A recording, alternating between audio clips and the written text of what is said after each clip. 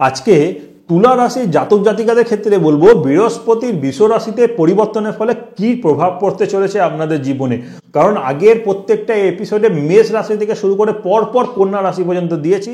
12 বছর পর বৃহস্পতি কালপুরুষের দ্বিতীয়ভাবে অর্থাৎ কালপুরুষ রাশিচক্রের দ্বিতীয়ভাবে যেটা বৃষ রাশি, সেখানে 1 মে থেকে অর্থাৎ মে মাসের 1 তারিখে প্রবেশ করছে, থাকবে 1 বছর, বিশেষ করে 2025 সালের মে মাসের 15 তারিখ পর্যন্ত।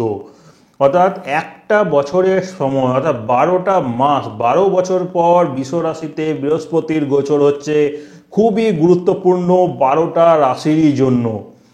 কারণ দ্বিতীয় ভাব আমরা জানি অর্থের ভাব, কুটুম্বের ভাব, পরিবার বৃদ্ধির ঘর। সেখানে বৃহস্পতির মতো গ্রহ যে দীর্ঘকালীন সময় নিয়ে অর্থাৎ একটা বছর একই রাশিতে অবস্থান করবে এবং যেটা কালপুরুষের দ্বিতীয় রাশি বা শুক্রের রাশি বৃষ রাশি, সেখানে বৃহস্পতির অবস্থানের জন্য আপনাদের প্রত্যেককে কি ফলাফল হতে চলেছে, কি পরিবর্তন আসবে জীবনে, কি কি কোন কোন জায়গা বিশেষ করে বাধা রয়েছে, কি কি উন্নতির দিক রয়েছে, কি করলে আরও ভালো হবে, বাধা বিঘ্ন কেটে যাবে, বৃহস্পতির শুভ ফল আপনারা পেতে চলেছেন।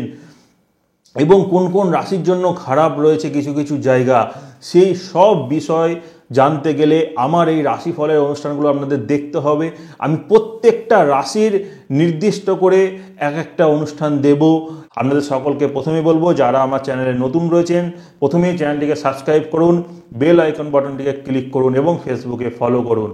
কারণ আমার এই চ্যানেলের মাধ্যমে কিন্তু আমি আপনাদের জন্য নতুন নতুন কিছু বিষয় নিয়ে আসছি এবং শিক্ষার জায়গা, জ্যোতিষের শিক্ষার যে জায়গাটা রয়েছে সেই জায়গাটাও কিন্তু আমি নিয়ে এসেছি, যেখানে শুরু হচ্ছে আস্তে আস্তে প্রত্যেকটা অনুষ্ঠানই পাবেন কীভাবে জ্যোতিষশাস্ত্র শেখা যায় এবং তার সাথে আরও নতুন কিছু বিষয় নিয়ে আসতে চলেছে যেগুলো আপনারা সকলেই জানতে পারবেন। প্রথমেই বলে রাখি, বৃহস্পতির যে অবস্থান বৃষ রাশিতে হচ্ছে তার সাথে বৃহস্পতির যে দৃষ্টিগুলো রয়েছে আপনারা সকলেই অনেকেই জানেন যে বৃহস্পতির 3টে দৃষ্টি রয়েছে, পঞ্চম, সপ্তম, নবম। অর্থাৎ বৃহস্পতির থেকে পঞ্চম, সপ্তম, নবম, এই পঞ্চম, সপ্তম, নবম ভাব কোনগুলি প্রথমেই আপনারা জেনে রাখুন। বৃহস্পতিকে 1 ধরে যদি আপনারা কাউন্ট করেন তাহলে বৃহস্পতির থেকে পঞ্চম হবে কন্যা, যেখানে বৃহস্পতির প্রথম দৃষ্টি পড়ছে, এবং বৃহস্পতির সপ্তম দৃষ্টি পড়ছে বৃশ্চিক রাশি। বৃশ্চিক রাশিতে দেখুন বৃহস্পতির সপ্তম দৃষ্টি পড়ছে, তারপর দৃষ্টি কোথায় আসছে, বৃহস্পতির নবম দৃষ্টি যাচ্ছে মকর রাশিতে। তাহলে বৃহস্পতি বৃষ রাশিতে গোচর করছে কিন্তু তার দৃষ্টিগুলোও কিন্তু রাশি পরিবর্তন করে, অর্থাৎ আগে যেমন সিংহ, তুলা, এদিকে ধনু রাশিতে দিচ্ছিল, এবার কিন্তু বৃহস্পতির দৃষ্টিগুলো পরিবর্তন হয়ে বৃহস্পতির সাথেই বৃহস্পতির পঞ্চম, সপ্তম, নবম রাশিতে অর্থাৎ কন্যা, বৃশ্চিক, মকর, এই 3 রাশিতে দৃষ্টি পড়বে। এর ফলাফল কি হতে চলেছে, সেই সব রাশির কতটা গুরুত্বপূর্ণ ভূমিকা সকলের জন্য নিয়ে আসতে চলেছে, সব বিষয় জানতে গেলে আমার অনুষ্ঠানটি পুরোটা ভালো করে দেখুন। আজকে বলবো তুলা রাশির জাতক জাতিকাদের কি পরিণাম, কি ভালো খারাপের দিক বৃহস্পতি নিয়ে আসতে চলেছে। কারণ আপনার রাশি থেকে যে সপ্তমে বৃহস্পতি ছিল সেই বৃহস্পতি গোচর হয়ে অষ্টমে প্রবেশ করে গেছে এবং আপনার রাশির দ্বাদশে, আপনার রাশির দ্বিতীয়, আপনার রাশির চতুর্থে বৃহস্পতির দৃষ্টি পড়ছে। এর প্রভাব কি হতে চলেছে, কোন কোন জায়গা ভালো রয়েছে, এই জন্য পুরো অনুষ্ঠানটা আপনারা ভালো করে দেখুন, তাহলে বুঝতে পারবেন তুলা রাশির জাতক জাতিকাদের ক্ষেত্রে। তাই আপনাদের সকলকে প্রথমেই বলবো চ্যানেলটিকে সাবস্ক্রাইব করুন, কমেন্ট করুন, শেয়ার করুন, ফেসবুকে ফলো অবশ্যই করুন। প্রথমেই বলে রাখি, বৃহস্পতি অষ্টমে গোচর করছে।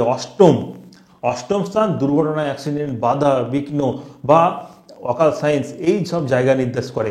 সেই সব জায়গা বিশেষ করে আমাদের এই তন্ত্র জ্যোতিষশাস্ত্রের দিক থেকে ভালো এবং আধ্যাত্মিক উন্নতির যোগ যেমন শুরু হচ্ছে, তার সাথে মনে রাখবেন দুর্ঘটনার জায়গা থেকেও আপনারা এবার রক্ষা পাবেন। কারণ বৃহস্পতি আপনাদের শুভ পরিণাম নিয়ে আসবে, বাধা বিঘ্নগুলো দূর হয়ে যাবে।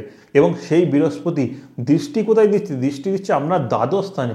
দ্বাদশে বৃহস্পতির দৃষ্টির কারণেও কিন্তু যারা আধ্যাত্মিকতার সাথে যুক্ত রয়েছেন তাদের জন্য তো খুবই ভালো সময়। স্পিরিচুয়ালিটি আপনাদের খুবই ভালো ডেভেলপ কিন্তু অবশ্যই হবে, অবশ্যই আধ্যাত্মিক উন্নতির ভালো যোগ, তীর্থক্ষেত্র ভ্রমণের যোগ খুবই ভালো রয়েছে। ভালো এই সময় মেডিটেশন করতে পারলে আপনাদের জীবনে আরও উন্নতি হবে। বর্তমান সময় কিন্তু ভালো হবে, আধ্যাত্মিক শক্তি একটা নিজের মধ্যে নিয়ে আসতে পারবেন। এই সময়টা সেই দিকে কিন্তু উন্নতির সময় আপনাদের জন্য এসেছে। তাছাড়া যাদের আর্থিক উন্নতি, আর্থিক অর্থনৈতিক জায়গায় উন্নতির প্রয়োজন ছিল, তাদের ক্ষেত্রেও বলবো বৃহস্পতির দৃষ্টি আপনার রাশির দ্বিতীয় পড়ছে।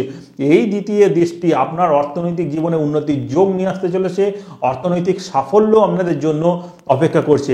তাই কর্ম করুন, চেষ্টা করুন, সফলতা বা সাফল্য অবশ্যই আপনাদের জীবনে আসতে চলেছে। কারণ বৃহস্পতি অষ্টমে থেকে দ্বিতীয় দৃষ্টি দেবে, ফাটকা শেয়ার থেকে বা হঠাৎ করে অর্থপ্রাপ্তি, বহুদিন থেকে ঋণের জন্য অ্যাপ্লাই করেছিলেন সেই ঋণ প্রাপ্তির যোগ হবে, বা কাউকে টাকা ধার দিয়ে থাকলে সেই টাকা রিটার্ন পাওয়ার সময় আপনাদের চলে এসেছে তুলা রাশির জাতক জাতিকাদের জন্য। এরপর হচ্ছে আপনার রাশির চতুর্থে যে বৃহস্পতির দৃষ্টি রয়েছে, সে কারণে কিন্তু বিশেষ করে আপনাদের ক্ষেত্রে বলবো তুলা রাশির জাতক জাতিকাদের স্টুডেন্টদের জন্য, যারা বিদ্যার্থী রয়েছেন তাদের পড়াশোনার জায়গা খুবই ভালো হতে চলেছে। এই বৃহস্পতির রাশি পরিবর্তন অনেকগুলি রাশির জন্য পড়াশোনার জায়গা খুবই ভালো হবে। তাই তার মধ্যে তুলা রাশিও একটা, তুলা রাশিরও কিন্তু এডুকেশনের জায়গা খুবই ভালো হবে। উচ্চ প্রতিষ্ঠান থেকে পড়াশোনার যোগ, উচ্চ শিক্ষার যোগ ভালো হতে চলেছে তুলা রাশির জাতক জাতিকাদের জন্য। এর ছাড়াও আপনাদের মনে রাখতে হবে, এটা কিন্তু শুধুমাত্র চন্দ্রের ওপর নির্ভর করে। জন্ম ছকে যদি কোনো রকম বৃহস্পতি খারাপ অবস্থান হয়, তাহলে ফলাফল কিছুটাও পরিবর্তন হতে পারে। তা সেই দিকগুলো মাথায় রেখে আপনারা শুধুমাত্র চন্দ্রের ওপর নির্ভর করে রাশিফলের অনুষ্ঠানটা দেখুন। ভালো লাগলে শেয়ার করুন, কমেন্ট করুন, চ্যানেলটিকে সাবস্ক্রাইব করুন, ফেসবুকে অবশ্যই ফলো করুন।